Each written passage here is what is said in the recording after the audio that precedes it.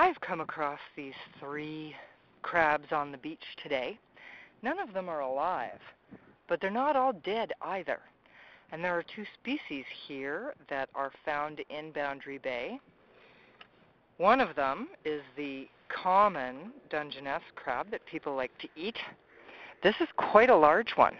It's unusual to find them so large. I wonder if it's moulted.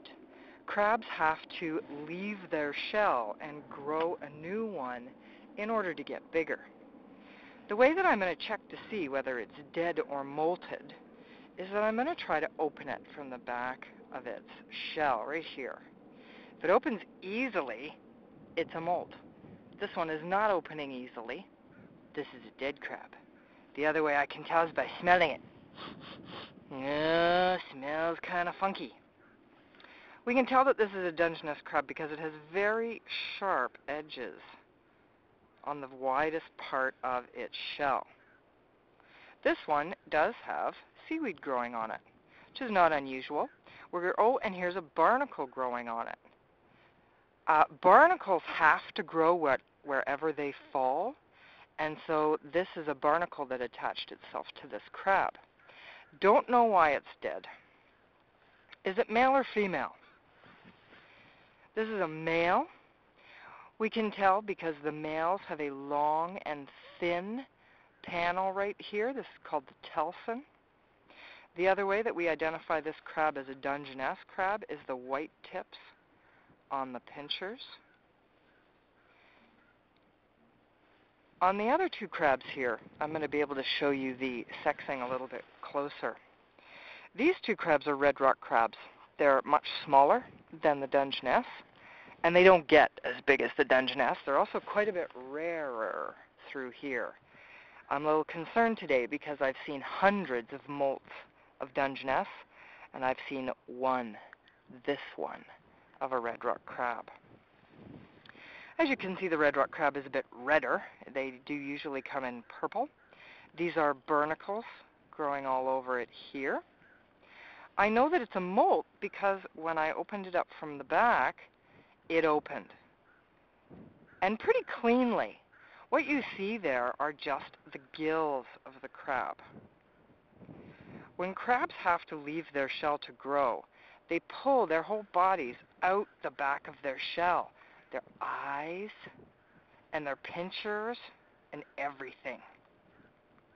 But they can't pull out their gills. The gills are attached right into the shell. So they have to regrow these gills. And the way that they do that, as soon as they pull themselves out of the shell, they're very soft. And they blow themselves up with big breaths of, well, water, because they get their oxygen out of the water.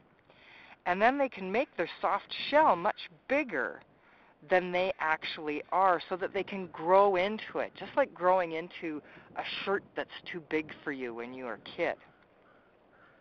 Crabs can only breed when they molt, when the shell cracks open. This crab is also a male. Hard to see in this light, but here you can see that this is a long, skinny panel, and on the red rock, it actually has a bit of a point right on the end. The other way to know that this is red rock is that it has black points on its pinchers. This one then is a molt. This is not a dead crab. This crab is hidden under the sand around here somewhere. Well, its shell hardens up. Probably going to take 3 or 4 days for its shell to harden up. This one is another red rock crab. It also has quite a lot of barnacles growing on it. When I try to open it from the back, it doesn't open. This is a dead crab. This is an important one because this is a female.